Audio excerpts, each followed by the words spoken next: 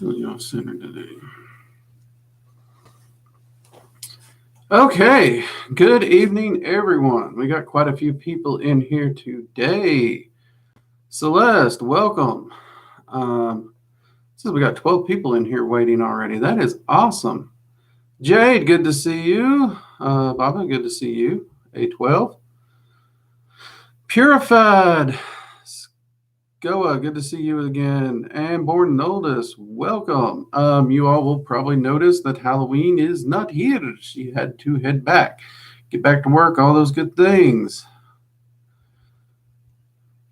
Though, all the wonderful comments that you all made about how things went with me and her both sharing the stream, that was amazing, and we appreciated it. Thank you very much for that. It was a blessing, and it was a lot of fun having her here, even though she was putting playing cards in my hat. She can't sit still. We know that. KRY, welcome. Victoria, good to see you. Terror, hey.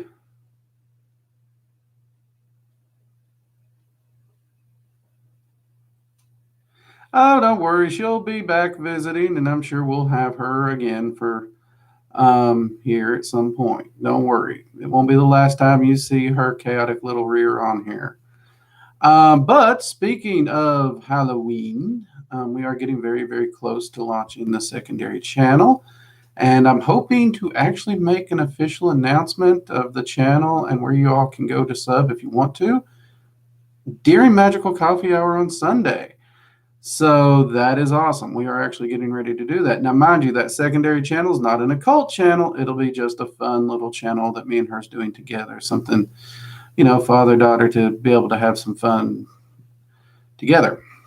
So, yay. Your hat looks lonely. Oh, Luna, you would. Joan, welcome. I'll let her know that, Tara. I will let her know that you guys have told me to make sure she comes onto the live streams anytime she's visiting. I think that'll make her day. Of course, there's a fair chance she'll be watching this either as this goes or after work, so she'll probably get to see that for herself, but I'll make sure she gets it just all the same. Now, this week, I have been touching base with Freya. Me and Freya's got a relatively intense path working coming up. I've also been working with Mav a bit, and it does look like I'm going to have to run through this winter path working twice before I can actually start to record it. There's just way too many unanswered questions. Mav's got me doing a lot more than what can be crammed into a short 6 months. But that's okay. I am greatly enjoying it. And I'm actually looking forward to doing all this work so that I can present you all with something. I am currently in the chats with Mav about potentially getting some Winter Fae information out in video format that might relate to the pathworking, but before the pathworking comes out, to see if we can kind of get some Fae information out there for you all sooner.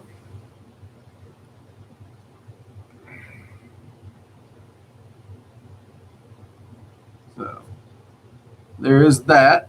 As far as me and Freya, well, she's getting ready to kick my rear in a workout routine. I've been wanting to get back in shape, as many of you know, and that is part of the plan there. I do apologize for this lighting. There is a lot of light coming in through there, and I do have my video light on, but it's just throwing everything off today for some reason. So I apologize. Hold on. I might have an idea. Let's see. Yeah, that didn't do a dang thing. So, okay. So we'll just have to deal with it today.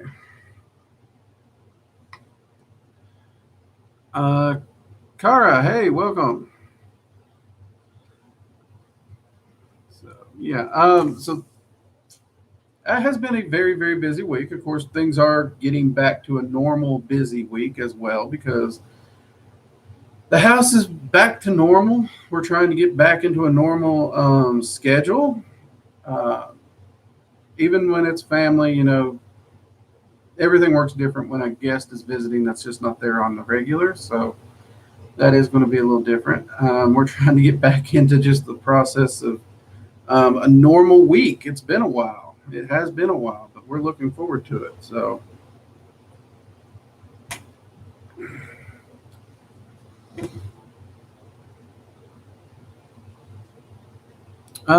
Scrimps ahoy! Good to see you. See the Purified. I believe Hades is wanting to work with me. I don't know anything about him. Can you please give a quick rundown on him? What's he like? Work with him. What's some stuff he likes for offerings? Honestly, Hades, I really enjoyed working with him. He's actually pretty chill. A lot of people try to view him in the, I guess, the Disney Hercules method. He's not evil. There was never this little thing, if you read the myths. Hades is far more of what you might consider neutral. He does his job. He is dedicated to a job, and he also actually likes to see that in people who work with him. He likes to see them have a very good work ethic. Though at the same time, he is kind of one of those people that he does believe in work smarter, not harder. But at the same time, he's not afraid to roll his sleeves up and get dirty if that's what's required, and that's perfectly great. Offerings that are good for Hades. He loves coins of any kind because of the wealth of the earth falls under his view, as well as waters and fruit juices or wines are great offerings for Hades as well. Those are generally the go-tos outside of just a general. You could even use the hailing ritual to do a quick prayer of thanks and offering up that kind of thing. He's perfectly okay with those as well. Hello, it's Tigress Mage.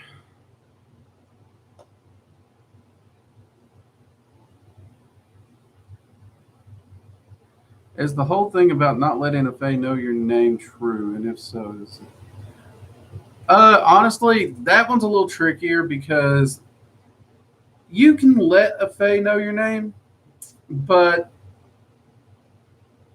and if they really want to, they have the ability to magically be able to find out your name. It's not that hard. It's more of a thing where you don't want to overly ask their name because your name, unlike a Fae, the Fae have their names have true power over them. That's why Fae will never use their real name to you, ever. So again, like when we talk about the queens, we know the queens' names that are recorded are not the queen's true names. And outside of the Fae mothers, if they actually exist, no entity out there actually knows the queen's names for that reason. Now the queens, of course, know the names of all the Fae, but our names have no real power over us. We can change our names at will. We can call ourselves whatever we want. And our names don't have the power over us here in the physical realm that those names do because our names are arbitrarily assigned to us by some random person writing on a piece of paper on the day we're born with no input on us. So, yeah, our names really don't have a lot of power over us. Now, that's not to say that it can't be used to identify and even target you magically. Anything could be, but you don't need a name to identify and target someone magically. But so that's not as big of a deal as just treating them with respect. Because you're right, they can get your name. That's not as big of a deal. That's all. A new cup, I see. Well, this one ain't too new. I mean, it's one of our Dragon Eye Seal cups. We've got, or not Dragon's Eye Seal. Well, yes, the Dragon's Eye Seal, the artistic version. You'll see that. We have both prints of this, and it's on coffee cups too. And both the print and the coffee cup are available at the merch store if you're so interested. By all means, go grab one. I love the Dragon's Eye Seal, this one that's printed on the cup, but I don't know. The artist did such a great job with that eye and building the Dragon's Eye Seal into it. I don't know. This one I love it.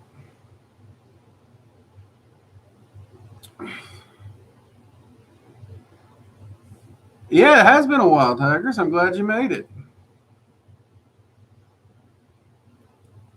Howdy, Celeste.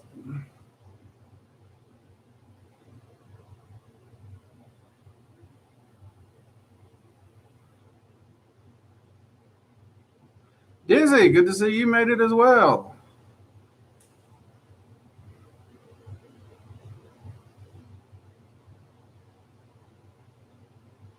Animal Man, when doing a meditation for cord cutting, should you do it multiple times or is one time good enough? Depends on the situation, Animal Man. If you can do the cord cutting and you don't have to see the person again, once is fine. The problem with cord cutting is there's like a period where those wounds actually have to close energetically and you can't speed it along. So if you cut the cord and then choose to interact with the person, you're just reattaching the cord. So in those cases, you will have to continue to cut those cords on the regular if that person's someone that you're constantly going to be seeing in your life.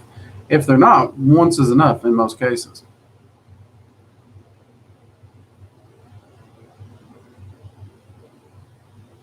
Celeste, can you pray to him for fortune of the earth and leave a coin offering before mining for gemstones and minerals? Yeah, actually, Hades would be a great person if you are going to do some mining for gemstones or minerals or whatnot. Hades would be a great person to call on in that situation, Celeste.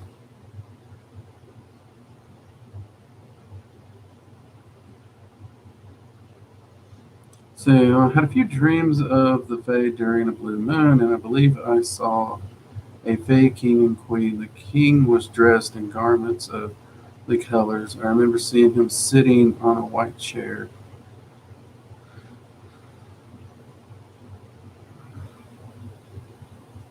See, I saw a plate of food, lost consciousness, and the next thing I know, I saw a Fae in midair and got punched by her.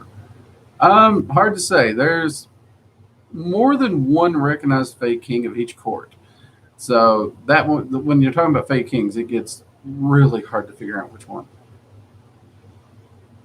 Michael Palmer, hey, welcome.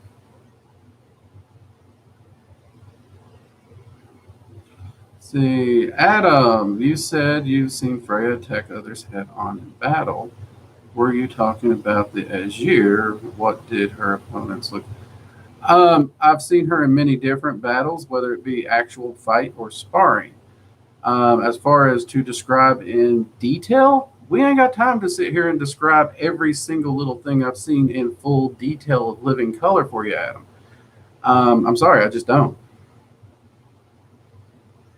Here's an ideal. If you're interested, reach out to Freya and work with her. Get to see some of this yourself firsthand.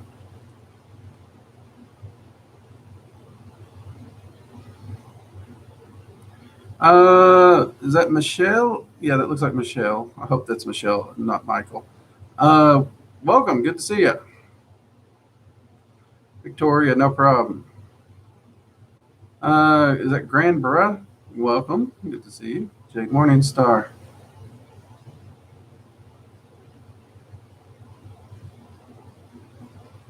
Thank you, Jade. Whoa. And we jumped. Yeah, I'm going to have to put that "and we jump" coffee cup on the merch store. You guys are right. That is said way too often.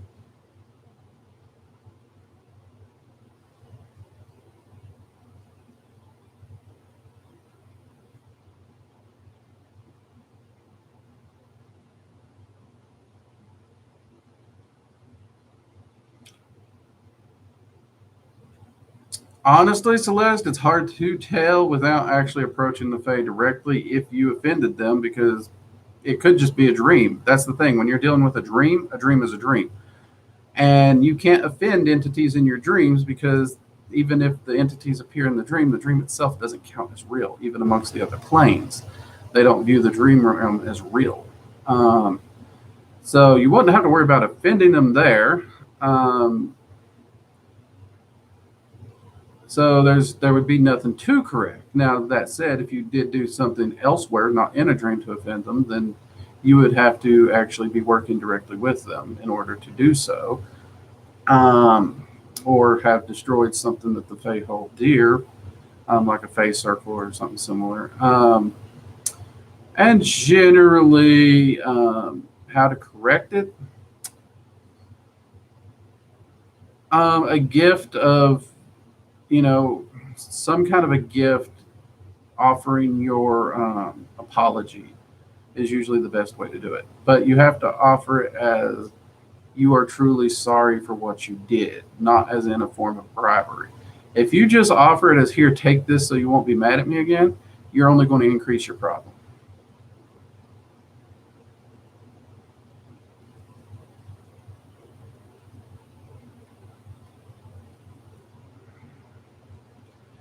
Hello, Peachy. Good to see you. Glad you could make it.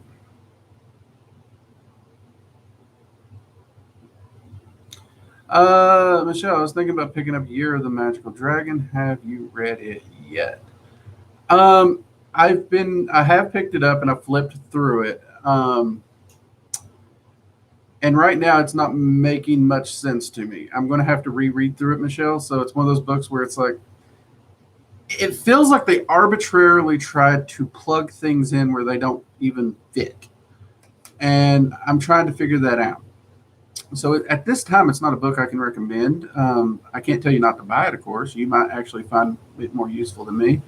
But it's one of those where I'm going to have to break it down chapter by chapter and actually talk to the dragons and try and figure out if any of it actually fits together and makes sense or not. Because, oh man, there were elements where you just wouldn't expect those elements to be. There were dragons that have nothing to do with particular seasons and seasons they have nothing to do with. It got weird real quick.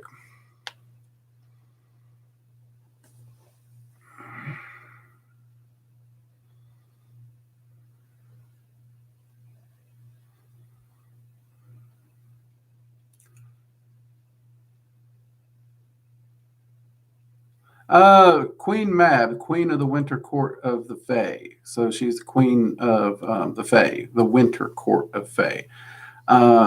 You have two primary courts, Summer and Winter, or Seelie and Unseelie.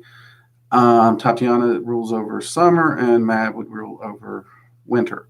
So the Seelie court is Summer, and the Unseelie court is Winter. And yeah, the queens are actually quite scary. Quite scary. See, I knew I'd screw that up, Palmer. I'm going to call you Palmer. I knew I'd screw that up. I always screw that up. Sorry about that. And yeah, the queens can be very, very scary. They are not tolerant. They are not compassionate. They are raw, primal forces of magic, them embodied. So yeah, compassion's not one of their things. Though if you saw a gold crown, it would not have been Mab. Mab does not wear gold. She does not enjoy gold at all. Nor does she hang out in sunny environments. And sorry about that, Palmer. Again, I apologize.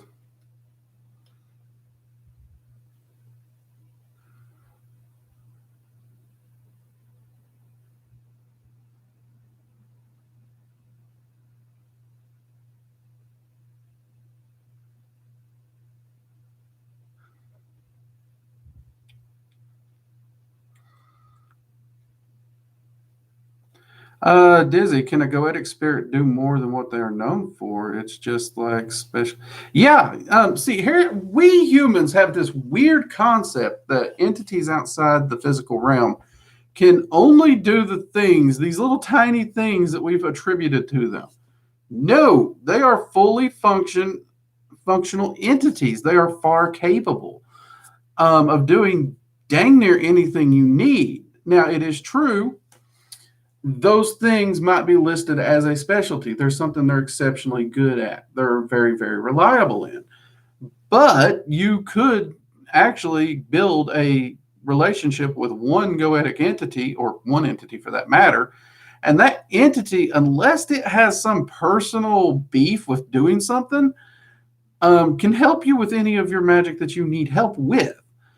They're not limited to these arbitrary categorizations that we humans have placed upon them. That is us limiting them. That is us limiting them in our minds and our understanding of them so we can categorize them and try to understand their vast power with our little physical peon brains.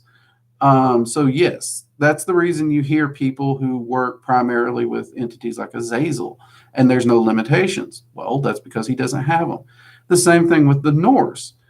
If you actually read the Eddas and take the time to sit down and read it and not just watch Disney or just Google what does this Norse deity represent, you'll find out those deities, even though they had personalities and they may have had things they were interested in, they could do anything. They really could. They were not listed as God of this, God of that, God of this, God of that. That categorization came along much later.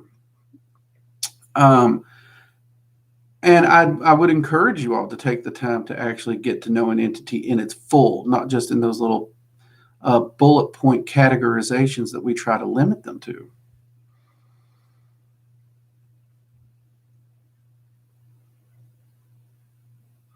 If you're asleep and dreaming, you're in the dream plane. Easy as that. There's no way to access a plane outside the dream plane during a dream while asleep.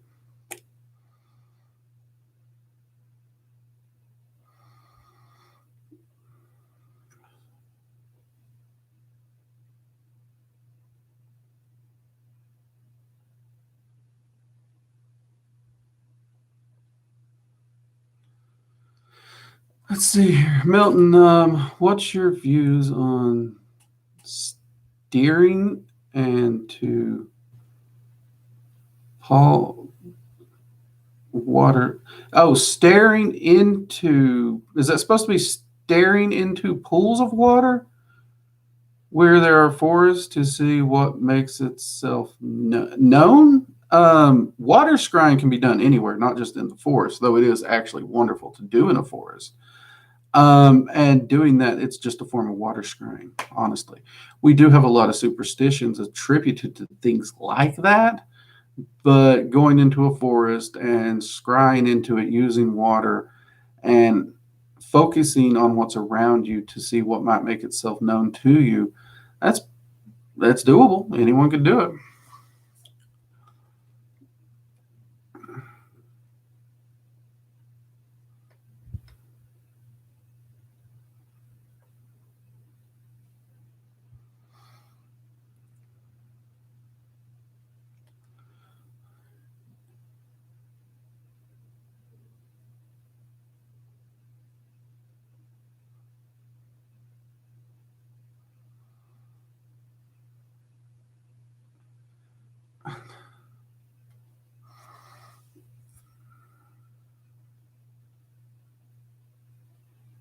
This is this one.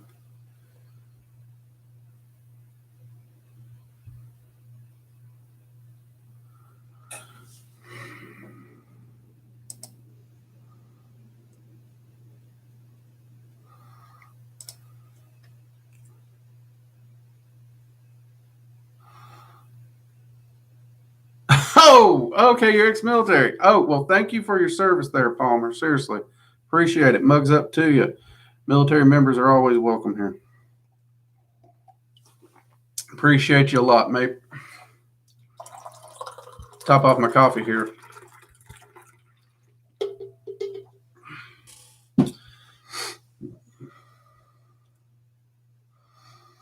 At least y'all know I will mess up a name, and you can bear with me on that one. I do appreciate it. We got 23 people and 15 likes. People, hit that thumbs up. It lets YouTube know you like the work we're doing. It tells the algorithm to show this video to more people. We can get this information out to more people, help more people master their lives and take charge of their path in whatever way they may so choose.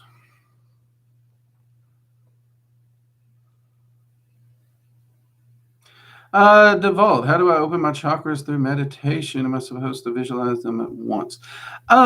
I don't really work with chakras much anymore, but when I did, the way I did it, Devolve, was I would actually move one at a time through my chakras, starting at my root chakra all the way up through my crown, one at a time. And I would spend time pulling energy into them. And the way I would do it is I'd visualize the chakra of that color, and I'd visualize myself pulling energy up into it. And I do so for anywhere from 3 to 6 breaths. And I would limit it to that because the idea was that the energy would fill the chakra and then jump to the next chakra. So this chakra becomes fully charged. And then on that next breath, it moves up to the next chakra and we begin to charge that chakra. Again, 3 to 6 breaths to fully charge it and bridge up to the next one. And that's what I would do up until the point where it would, of course, fill up the crown chakra and then expand out into the greater multiverse. Because of that, and that was the meditation I always did. And I still actually do teach that to students interested in working with chakras. And occasionally, I will even do the same style meditation in my dragon magic. There's a meditation in the Dragon Magic 101 course where we're actually pulling dragon's fire through the energy centers. You can either do it as a whole body meditation or you can do it as a chakra meditation. Both work just fine. But that is the meditation I've always used. I have heard of people try to visualize them all at once. Some people find that really, really hard. I do recommend as you activate them, you maintain that visualization of it. Don't visualize this one fully charging and jumping up and then just, don't let that one just disappear because you want that full link. So I would visualize them one at a time. That's a little easier to build the visualization that way. Does that make sense, Devault? Dizzy, are certain times better for manifesting and banishing? Example, the hand of the clock. Some traditions will teach this, some traditions don't. And this was something that I have tested a lot over the years. By and large, you will not see a large difference. A skilled practitioner won't. You just won't. Now, that said, if you want to add a correspondence to it and you want to use a timetable to assign a correspondence to it, and you assign that correspondence meaning, Dizzy, then if you assign the correspondence meaning, it can help you anchor the energy, but it's not a necessity. You can actually do it just as easily. One thing that I do find tends to help some people is the time between about 11 p.m. and 4 a.m. Now, people call this the witching hour. Magic's more powerful. Wrong. It's not more powerful. The kicker is it's quiet. There's a natural psychic quiet that falls during those hours because most people in your community are asleep. All the mental noise, the chatter, the clutter, everything that's going on throughout the day is just quiet. And that allows for energy and magic and stuff to move easier. It's not that stronger, but it's moving easier. It's kind of like if you wanted to walk a mile, which would you rather do? Walk a mile on a perfectly clear sidewalk, nothing there, nice, easy, and straight. Or would you like to walk that mile waist deep in heavy clay mud? Which one sounds easier? Well, the psychic quiet is like that sidewalk. Your day-to-day stuff, it's like being hip deep in the mud. You can still move the distance, but it's going to take more effort.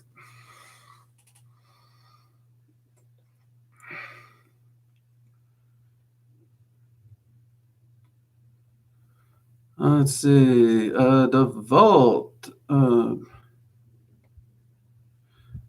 Thank you. Thank you for the super chat, Devault. Appreciate it. Awesome. Oh, and is it Gerson? Thank you. Thank you for the donation. Okay, your chakras are always open, Devault.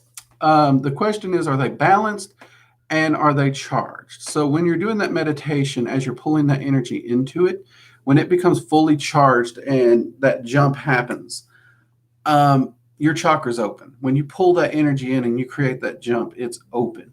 Now, as you continue to do this meditation daily, that jump gets easier and easier and easier. So when you get to that crown chakra in this meditation, even if you only do it 3 breaths and then a jump, what's going to happen is your chakras are open. They are open.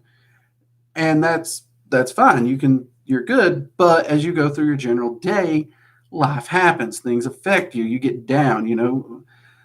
So next time you go to do that meditation, that probably the very next day, you're going to have to recharge them, reopen them. It's not a one-time open and you're done.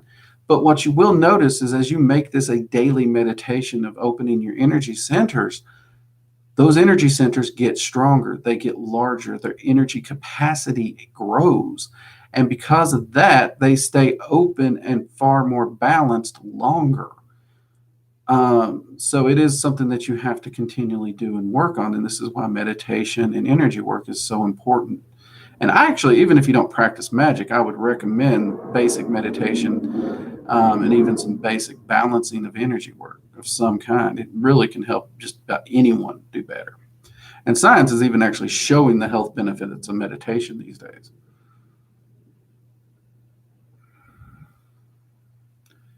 Luna, you're absolutely right. And that's in fact why sound and radio waves do travel better at night. You're absolutely correct. Absolutely. Perfect analogy there, Luna.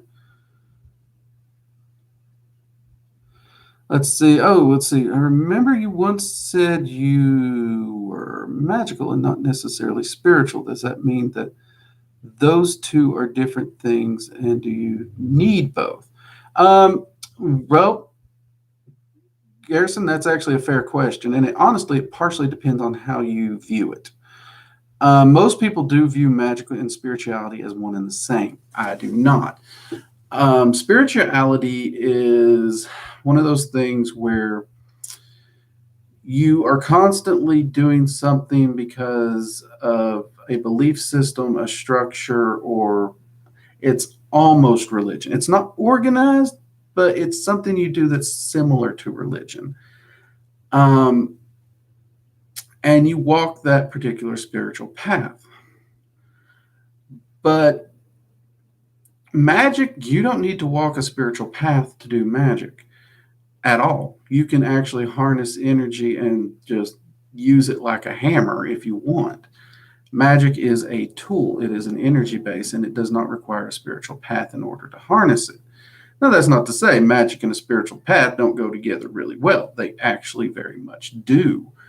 And I had one person, I think that was last month, argue that though I don't see it, I have found a spiritual path. And the fact that I approach magic in a very scientific way that allows me to interact with all these different entities and get to know them, and that my spirituality is one of honor and respect. I may not do the love and light stuff. I may not do the edgy left hand stuff. I may not be a healer. I may not be into yoga. I may not be a Buddha. But the core principles in which I follow of honor and respect, they would argue that would be my spirituality. Now, I see what they're getting at. I absolutely see what they're getting at.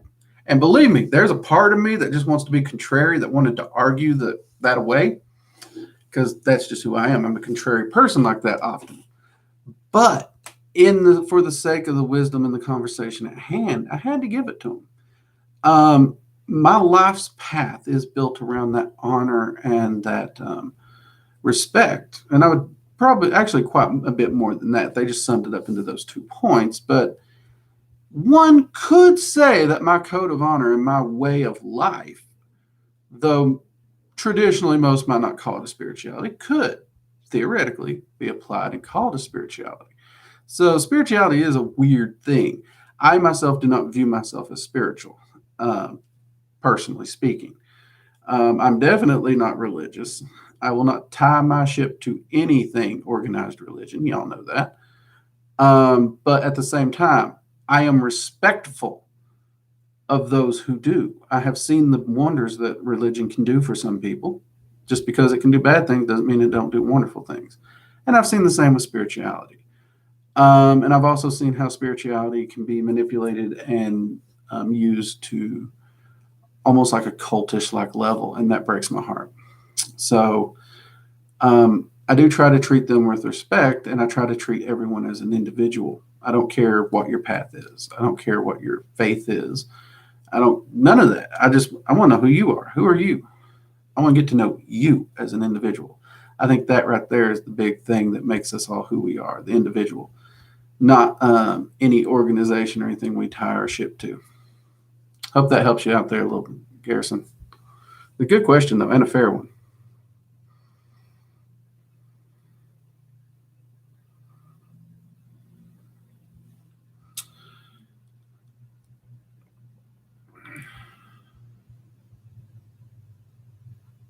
Let's see. To my understanding, magic is energy manipulation to manipulate what you want and your energy, which could be your reality of existence. Anything that is energy, you're manipulating to the energy you seek. That's a fair explanation, Celeste. Actually, one of the best definitions of magic I've ever heard was probability enhancement. You are focusing energy and directing it to increase the probability of the result you so want and choose for your life. And that allows you to guide your path and walk your path. Very similar, again, if you think of how you would guide a boat down a lake or river on the ocean, you've always got to be manning that rudder to constantly guide it. And you're constantly going to have to course correct and check because currents are moving, the winds are changing. But magic allows you to not only course correct, but do so in the highest possible way to get to the destination you want in the quickest amount of time. So, probability enhancement.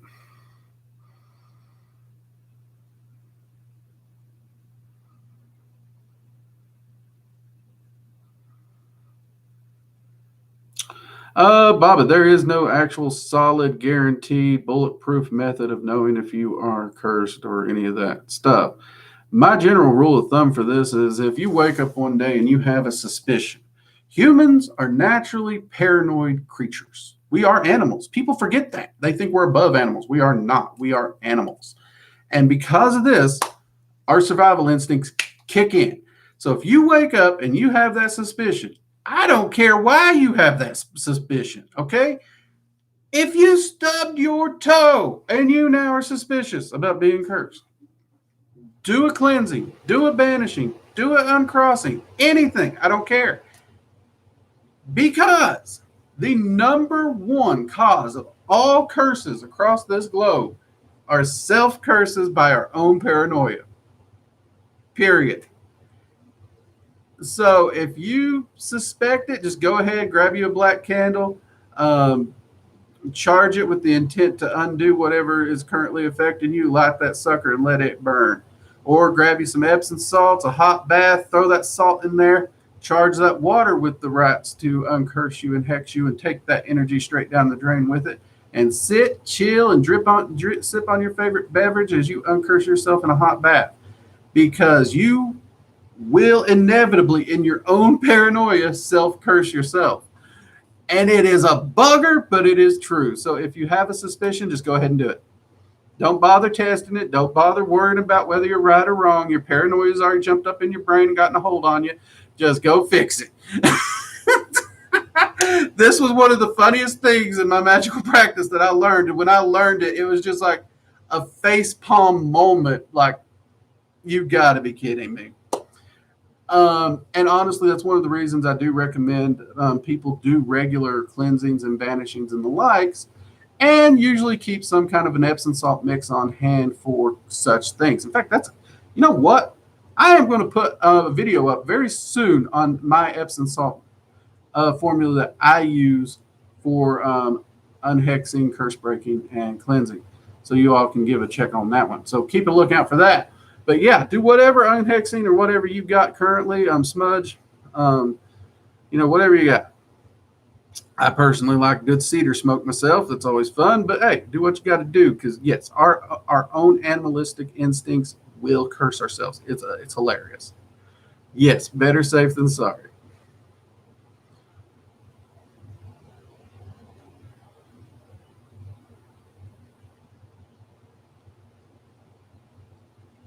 Oh, no problem, Carson. No problem. No problem. I'm not perfect by no means, people. I'm not perfect. And, sometimes I'm constantly evaluating myself. I evaluate myself and my own thoughts weekly. Who knows? Next year, I may have found a spirituality that I can call me. I don't know. Right now, I haven't found it. Right now, I don't view myself as spiritual. Where will Drake be a year from now? We don't know. Heck, I wouldn't have thought I'd still be on YouTube. I really thought this whole thing my wife gave she's like, hey, why don't you try putting your stuff on YouTube? I bet people love it. I kind of laughed at her. I didn't think it'd work. And now look at me. So things are fun.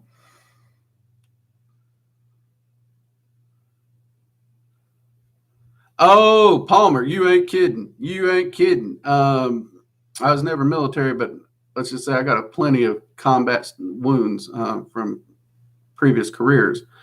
And I love me a good Epsom salt bath just to relax, mate.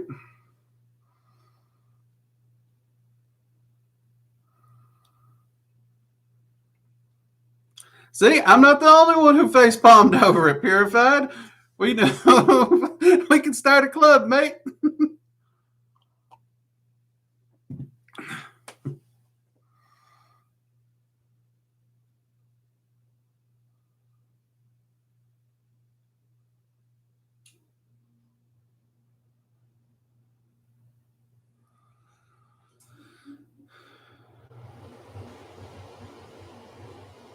A tree fell down. Mom made me cut it into pieces. Next day, I had the worst day in my life. Forgot important things and got physically hurt.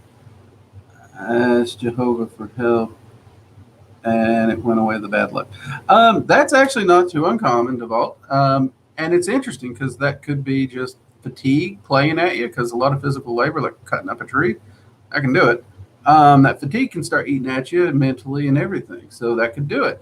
Ironically, though, one's faith, one's spiritual belief, or one's magical utilizations can push past the fatigue. So whether it's fatigue or a curse, booyah, your process worked. And that is amazing. Good job on you. See, better safe than sorry.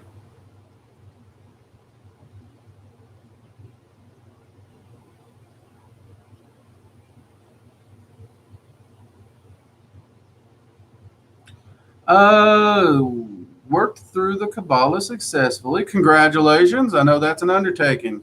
I enjoyed my first time through. And now I'm guided toward the cliff off with excitement.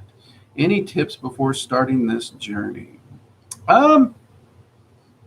Meditate on it. Meditate greatly. Ask yourself a few questions. Are you ready to take 100% accountability for trauma, pain, fears, anything like that? Because you're going to be confronting those through the cliff off. And are you ready to set aside your biased and or prejudices? Because those will come up to bite you too. And are you ready to commit to completing it no matter what? You don't want to open the door unless you know you're going all the way to the other side. There is no halvesies on this. But if you answer those questions and you are ready for it, then come up with a plan. Make sure you have some time for yourself. Because if you're like me and you're working all the time, and you, or many people I know, and you don't have any self-care time, don't enter the cliff off. Don't. You're going to need your magical working, you're going to need your daily life stuff, and you're going to need self-care just to truly help you get through this well. But take the time, meditate on those questions and those thoughts, and understand that it's a rough road. It is a rough road. I'm not going to tell you not to do it. I won't, because the benefits of the people who have done it and handled it responsibly have been tremendous.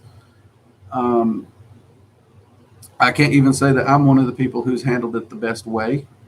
I've told y'all before, I made a few mistakes on my road through the cliff off. But at the same time, it still did benefit me greatly. So I would do a little meditation on it and ask yourself those questions. Are you truly ready to face up to those traumas, those fears, those biases? You may learn things about yourself you don't want to know, but you have to face the truth no matter what. And if you're ready for that, then mugs up to you, mate, and to the best of luck with it. And I hope that you benefit from it as much as I have, if not more. Truly.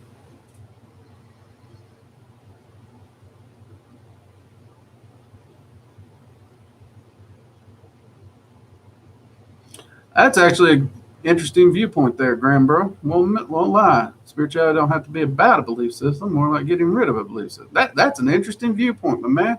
That is. I like that. That's pretty good. That's pretty good. I like that.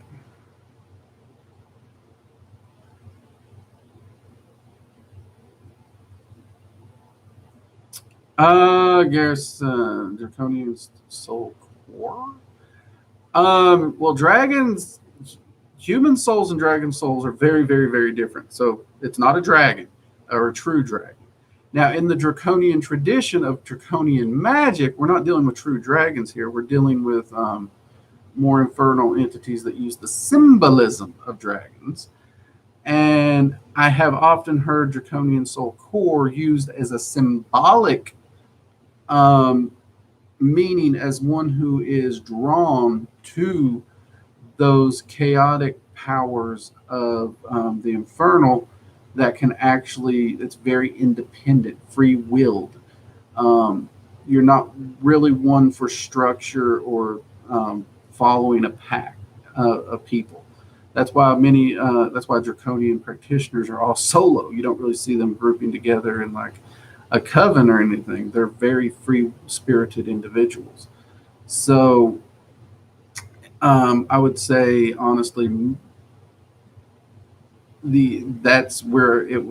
That is honestly how I would interpret it. Is you are very free spirited, free willed, and you're not willing to conform to other people or peer pressure just because it's easier. You very much want to forge your own path. Because contrary to a lot of people's wanting to believe it, dragons do not, a draconic soul cannot reside in a human body at all, not even a portion of it. Even the smallest portion of a draconic soul in a human body would incinerate it. I know there's a lot of people right now crying about that statement, and sorry if I offended you, but yeah. But now in draconian, we're using symbolism. Symbolism's a very different thing, and that's actually how I would interpret that, Garrison. Hope that helps you a little bit there.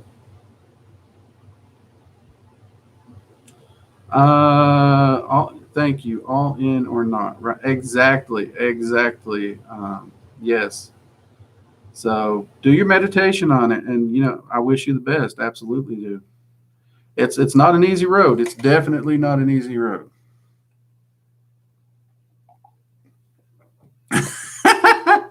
Okay. Well, we'll post it because we'd used a little cussing there. But Garrison said, "Holy crap, that explains a lot." Thanks. Awesome, Garrison. You're welcome, man. Make mugs up to you. In fact, we need more coffee. We're going through a lot of coffee tonight. I didn't drink as much coffee when I was trying to fend off my daughter. It's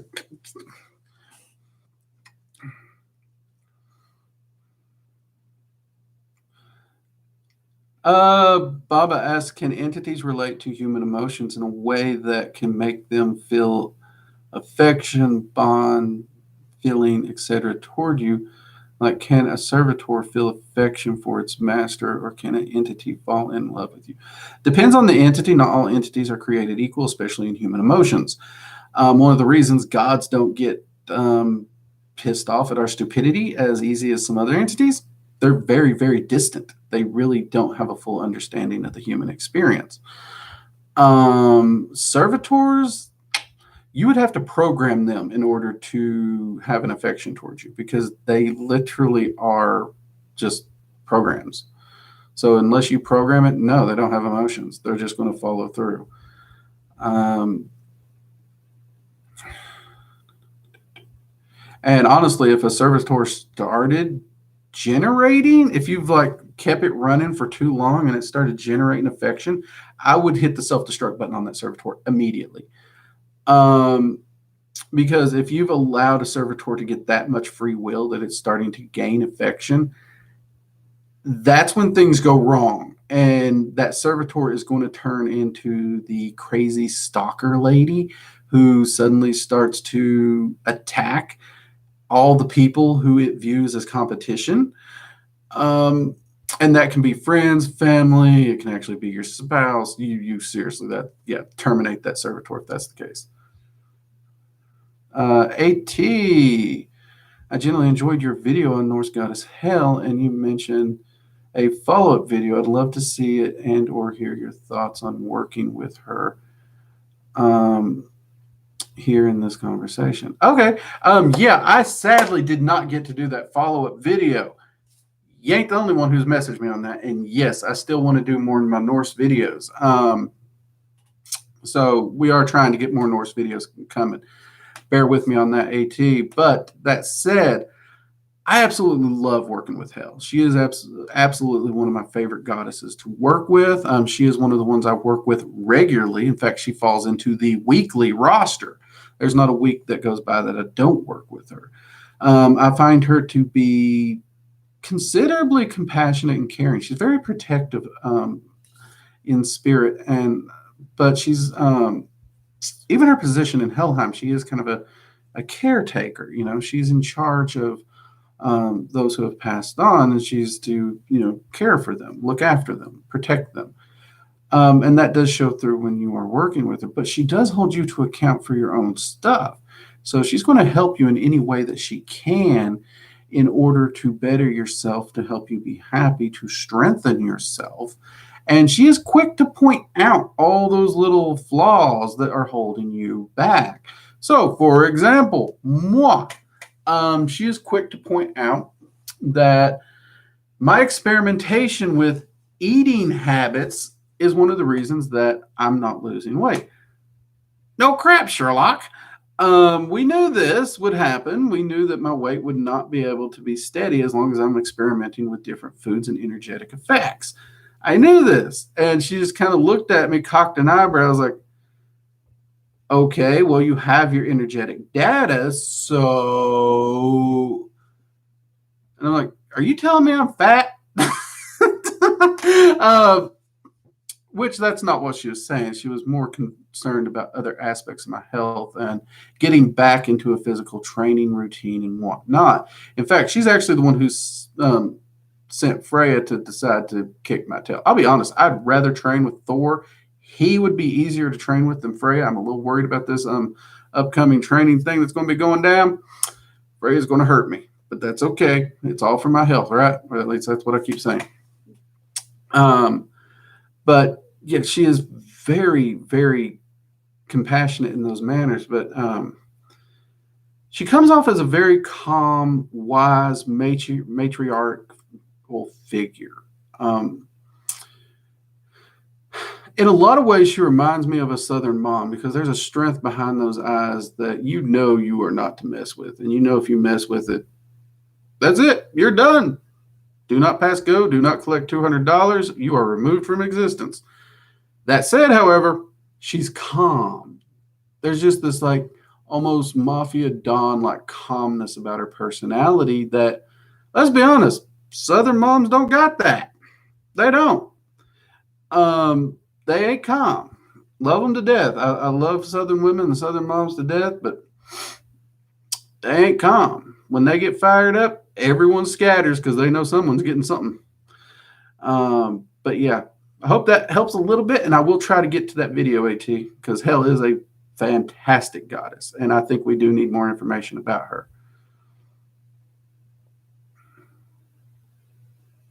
No, don't open one gate a day. That was dumb. That was me being stupid. Don't do that.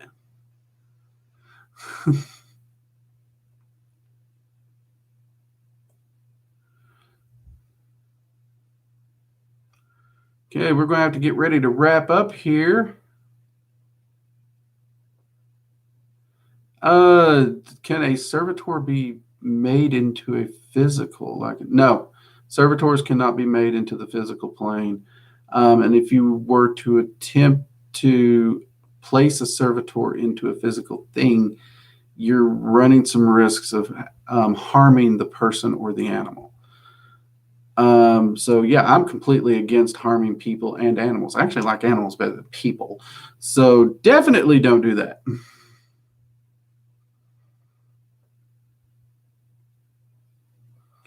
Violet Rollins missed the sparring. Oh my God, Violet, you little shit! I can't believe you're on here. Yeah, I'm missing our sparring too, mate. Oh my God, great to see you up in here.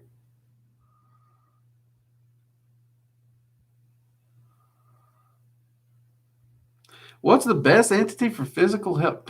See, that's hard. There's a lot of great entities out there um, for physical health. There really are. And what makes it the best is kind of what makes the best buddy at a gym. You don't just need the guy or gal who works out. Because, for example, I got a friend, Cara.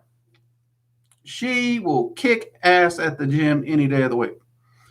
Me and her working out together, not a good idea. We have very, very, very, very different workout ideals. I tend to do my workout. I try to get my workout in. If it's something I'm enjoying or something I'm really wanting to work on, I will push myself very, very hard. And I know my wife is watching this, so I'm probably going to get something thrown at me later tonight. Safety isn't always my priority. Kara, on the other hand, safety is a priority, so she always nags me about it anytime her and I worked out. And she would always tend to push me harder on the things I didn't enjoy doing. And I was miserable the whole time I worked out with her. I didn't enjoy it at all. Whereas, Violet here, her and I used to spar, and my old mentor. We would work out constantly, and it was more like hanging out and joking around. It wasn't so much as a workout. It felt like we were just hanging out. And I do kind of miss that camaraderie that would come with that.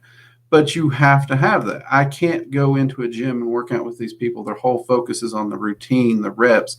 Yes, that's going to be a very, very excellent way to build the body. That is true. But with my personality, I'm going to get bored quick. And you don't want me getting bored. Ask my wife. I get bored. Random stuff happens. Shenanigans take place. You may get your shorts yanked down in the middle of the gym. You don't know. I'm crazy. I'll do all kinds of weird crap when I get bored. I may put Tabasco sauce in your protein powder. You don't know. I'll do some crazy stuff. I get those great ideals. You know, those, hey, watch this moments. So it really depends on your personality with the entity. So I mean, Thor, Freya are both great. Odin's actually not a bad one. Hercules is a pretty good entity. Hades actually ain't too bad on the physical health side himself. Athena, Diana. Some of these are actually great entities when it comes to physical health. Amongst the dragons, Ingus Salor, Terrafana are both really great to work out with. For those in Dragon Magic 102, there's actually a dragon in there whose sigil is described within the Earth Dragons. It's a specialty dragon. Physical health is kind of their whole bag. Also a great entity to work with. So it really depends on that personality there, bro.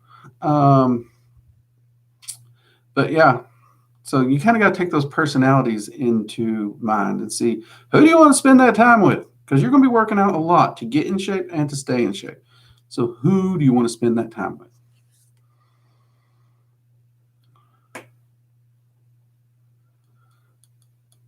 All right, Violet. Yeah, we're going to have to catch up sometime for sure. It's awesome. Hope you're doing well.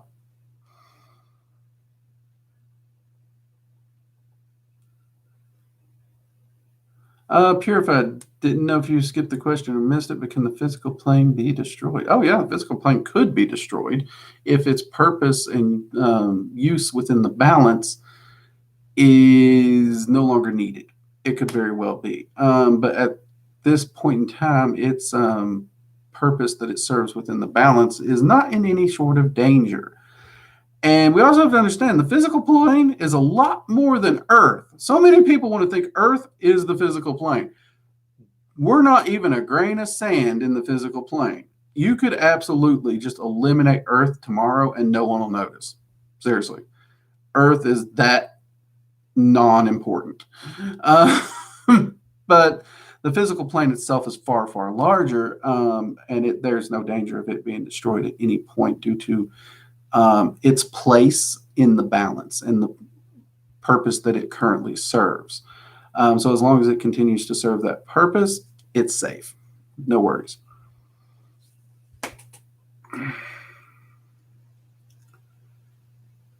I don't think chop one arm off counts as a diet despite being less.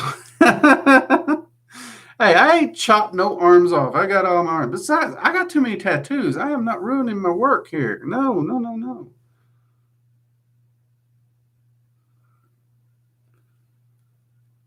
A12, how long did it take develop arcane and soul travel?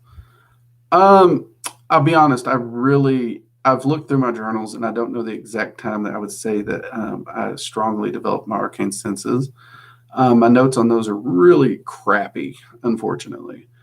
Soul travel, I really didn't start soul traveling till 12, 13 years into my practice. Otherwise, I relied on trance work and astral travel for a lot of stuff. I know that surprises a lot of people. They probably thought, Drake had to start soul traveling quick, within 2 years, 3 years. No, 13 years would have been the earliest. It might have even been 15.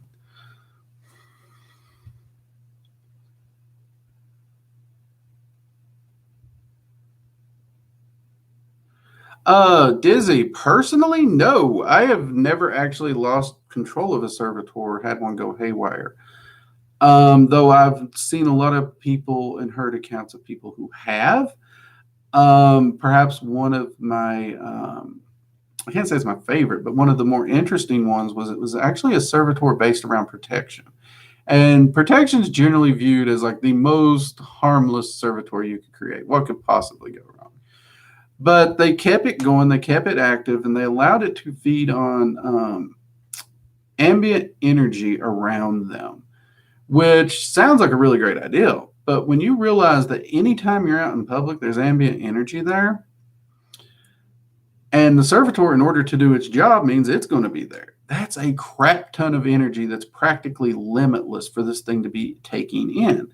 So it quickly became overcharged, became quasi-sentient, began to develop a personality, and the practitioner lost positive control over it, and it continued to do its programming. And it viewed different traits about different friends as actually dangerous to the practitioner, which many of us guys, we know. Yes, our best friends are probably dangerous to us in some respect, because you get us all together, we all get out, we're going to do something stupid. But that's not necessarily something we need protection from. But so it literally started isolating the practitioner from everyone. It started doing everything it could to run everyone out of their life, leaving them extremely isolated. And at the time, they didn't have an easy kill command for it. They built it without the kill commands that you see that I recommend. This is actually one of the reasons I so highly recommend those kill commands. And it had so much energy that getting rid of that thing was no easy process. But they did eventually get rid of it, and I think it was inside a month. All their friends, all their relationships, everything can return to normal. Everybody gravitated back. And since no one knew the servitor was particularly involved in it, except the practitioner and the people that they requested the help with, everyone was apologizing for losing track of time and everything. So it just kind of went under the radar unnoticed, which is good. But yeah, it started isolating them. It had them isolated for probably a good 2 months. It's kind of creepy how they can do that.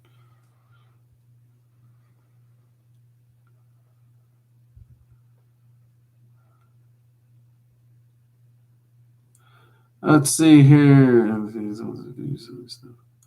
Oh yeah, entities will do silly stuff with their friends. You can count on it. Believe me. Yeah.